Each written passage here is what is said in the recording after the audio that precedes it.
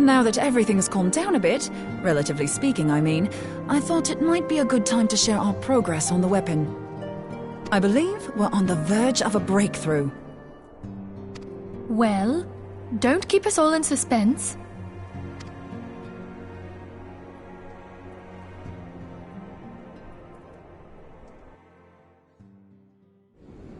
Just in case anyone's forgotten, let's start by reviewing what we already know. So, an Ascian is an immortal because its soul doesn't return to the ethereal realm when its host is defeated. Instead, it flees to the place that lies between our world and the void. Therefore, the first step to permanently defeating an Ascian is preventing its soul from making this journey. And if you recall, when we last gathered here, I had verified that white auracite has adequate capacity to entrap the beams, albeit only briefly. Which left the small matter of their extermination. Aye. To unmake an Ascian soul, one must needs smite it with a concentrated burst, or blade, of purest ether. However, we wanted for both the data and the means to forge such a weapon. Short of experimenting on an actual Ascian, you see, there's no way to gauge how much ether its soul is made of. As such, we don't know what etheric density our blade needs to have in order for it to work. So we'll just have to make the densest blade we can and hope for the best. Though that would require a lot of ether. Hang on a minute! Why didn't we think of this before? White auracite can hold an absolute heap of ether, can't it? Please tell me you're joking. God's sakes, Ida. I feel as though I'm reliving the same scene over and over with you. How many times do you need to be told that white auracite cannot store ether for long periods? Being intangible matter, ether is given to dispersion. Only in its crystallized form is it a stable source of energy. I will test you later on this, so see to it you do not forget. Right, yes. It's all coming back to me. So our hopes rest on good old crystals again, do they? While they are certainly reliable, they leave something to be desired in the area of portability. Indeed. I am reminded of the quantity of corrupted crystals required to thwart Leviathan, and the extraordinary lengths to which the Lamentsons went to transport them. What if it should prove that a similar quantity was needed to destroy an Ascian's soul? Or still more?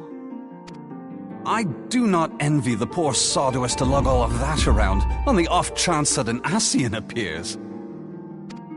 That's the very problem we set out to solve. And I reckon we've found the answer. If it isn't practical to lug around the ether we need, we'll just have to draw upon another source. And the only viable source is the land. If you mean to tap the great river of ether, know that it will entail considerable risk. Meddling with the currents may well induce a surge like to the one which despoiled Mordona. Give me a bit more credit, will you? Why would we need to tap the river when there are veritable reservoirs jutting out all over the land? Aye, I speak of corrupted crystals. It might be that their aspect is out of balance, but a crystal's a crystal. It contains ether, and we can help ourselves to it. While corrupted crystals are indeed abundant, there is no guarantee that they will be in close proximity at a crucial moment. But what if we don't need them to be? What if we could tap their power from afar? A malm away, say? If we could do that, we'd have ready access to ether aplenty in almost every corner of Eorzea.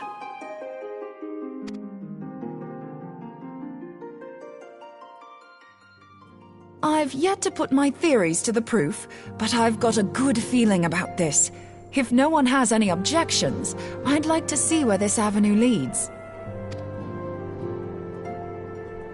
If you think it worth your while, you have my blessing. But tell us, what are your theories? I, for one, am most eager to understand the process, however vaguely. I thought you might say that. But no one wants to listen to boring old theories all day, do they? I know I don't. So with your permission, I'd like to try something a bit more hands-on. I've already built an etheric siphon especially for this purpose, and I've been meaning to try it out. Thing is, the profusion of corrupted crystals in Mordona makes it something of a high-risk testing ground. If anything goes awry with the siphon, it would be better if it didn't happen within spitting distance of quite so much ether. Ideally, I need an isolated specimen. Does anyone know where I can find one? May I suggest northern Thanalan? There you will find corrupted crystals of middling size, standing a reasonable distance apart. Ideal for your needs, I should have thought. Oh, and if you do elect to visit the place, I should be much obliged if you would assist me in another matter while you are in the area. Has something happened? Movement has been observed at Castrum Meridianum. During Operation Archon, the Alliance dealt the stronghold a heavy blow. Its facilities were extensively damaged, and its garrison reduced to a fraction of its former strength. Not long after our forces withdrew, however, their ranks were replenished by reinforcements from Castrum's sentry. They now seek to rebuild, and to this end they have their sights set upon the ceruleum processing plant. Having lost the Empire's support, the 14th Legion lacks the resources to sustain itself. To them, this is a bid for survival, and they will doubtless fight like desperate men. Though I have dispatched the Crystal Braves, I fear their strength alone may not suffice to stay the Imperial assault. I would request the Scion's aid in the defensive effort. If I didn't know better, I'd say you were trying to inveigle us into fighting your battle with the promise of shiny crystals. Well then, consider me inveigled. I won't lie, the crystals you speak of sound perfect, so the Garleans have to go. Besides, we can't afford to beat about the bush. There's no telling when the Arsians will next appear. Thine eagerness to hurl thyself into the jaws of danger cometh as little surprise. Exercise due caution, I prithee. Though you have become a crystal brave, you are yet a scion, Alfino. We could hardly refuse you. Pray, join the Crystal Braves and lend them your support. Thangred and Papalimo shall accompany you.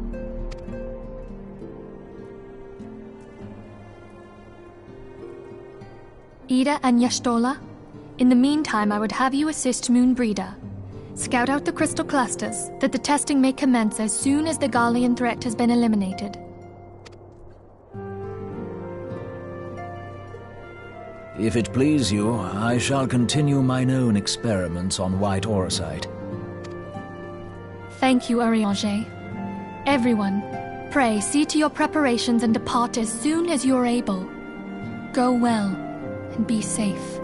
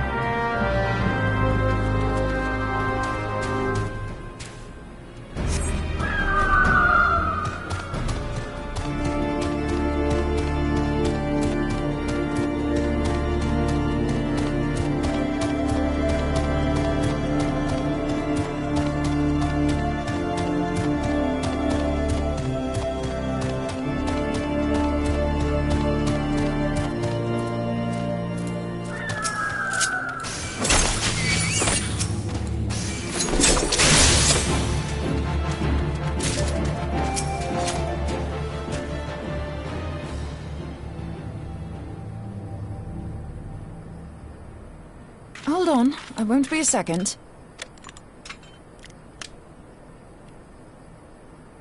The beast seemed peckish, so I gave it a taste of my axe. I know. As Urianger never tires of reminding me. An axe ill becometh the hand of a scholar. What can I say? I like axes.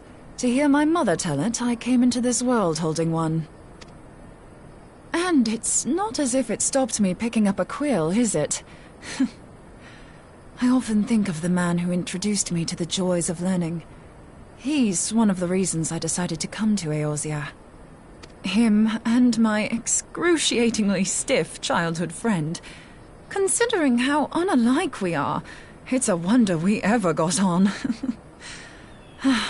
The world's a strange old place, isn't it? Aye, that ought to do it.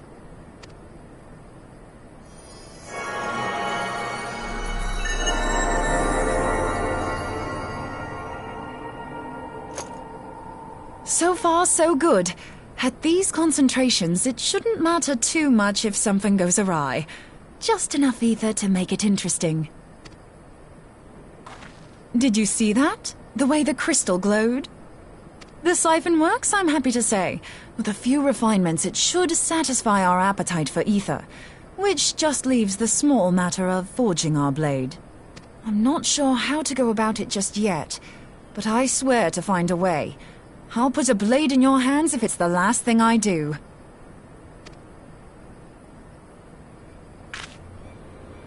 He senses me. A useful talent.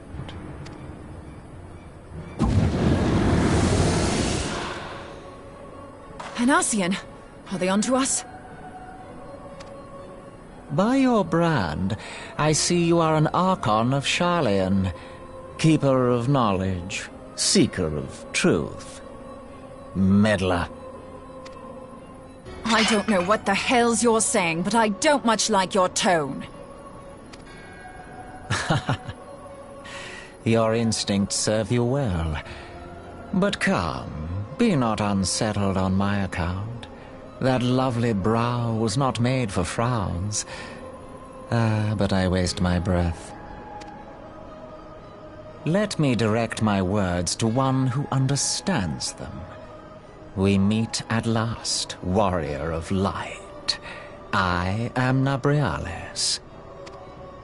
And you have long been a thorn in my side. I suffered the overweening presence of La Habrea that men might host the power of gods, only for you to undo my hard work.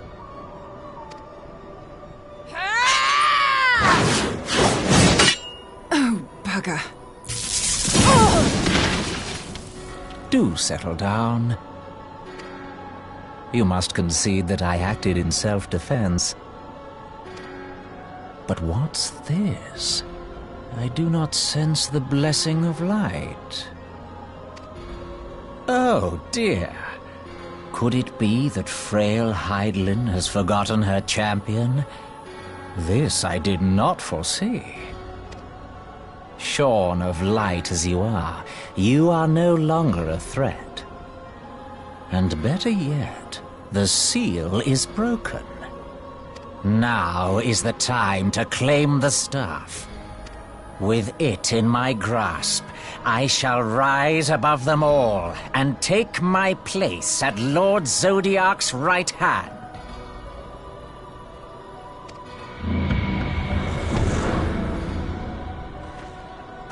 What did that bastard want with us? Nabriales, he calls himself.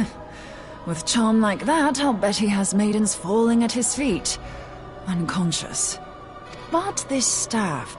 You say just talking about it had the bastard grinning like a brat on his name day. Must be quite a staff. Oh, gods. He means Tupsimati, Master Louis Soir's staff. Minfilia's in danger. We have to get back to the Rising Stones.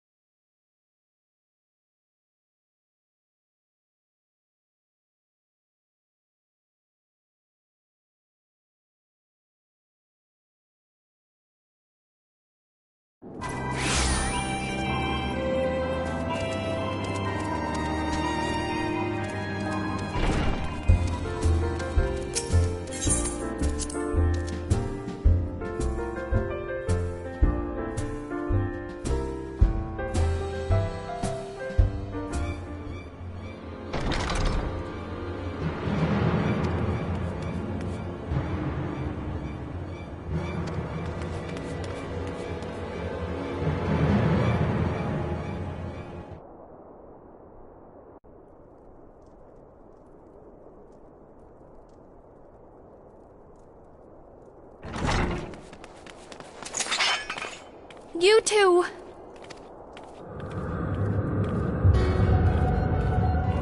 So, you were able to divine my intent. What now, warrior of light? Ah, but that name is no longer fitting. You have become decidedly dull, and quite incapable of barring my entry. What do you mean? You truly do not know? Then I suppose it is only right that I enlighten you. The blessing of light kept you and your fellow meddlers safe. It was that which prevented my kind from entering your domain. My kind, I say, though it had no power over the likes of Elidibus and La Habrea. Being of this world, they could come and go as they please, while I could only look on. But I need look no longer. Now that the seal is gone, I mean to act. Unlike the others, I am not given to waiting. I shall take that staff and bring about the next rejoining. Rejoining? Then it was your doing. The Isle of Val, the scholars, all of it.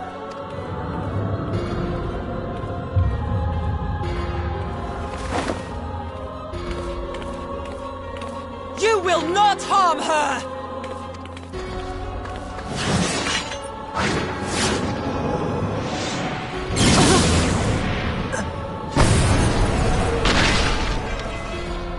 Moonbreeder! Why must you insist on forcing my hand? Did you learn nothing from our last meeting? Ah, but I forgot. The staff is but a broken relic, a memorial to the departed. What possible use could you have for it?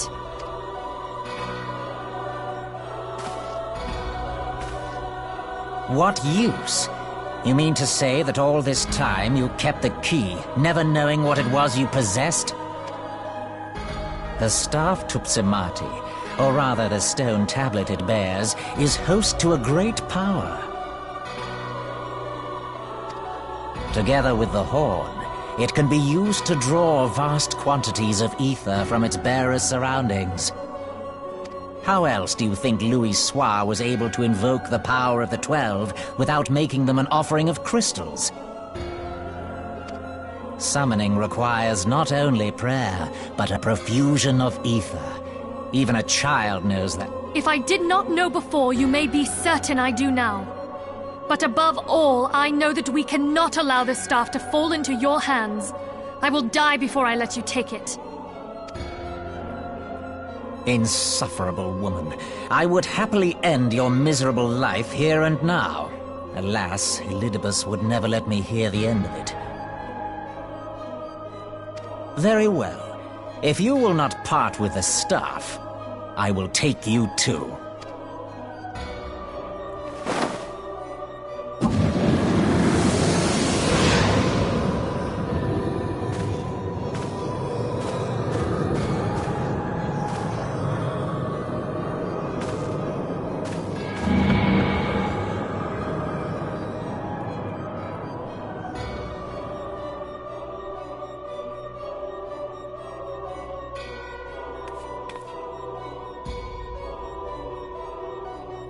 After them! Quickly! Before the rift closes!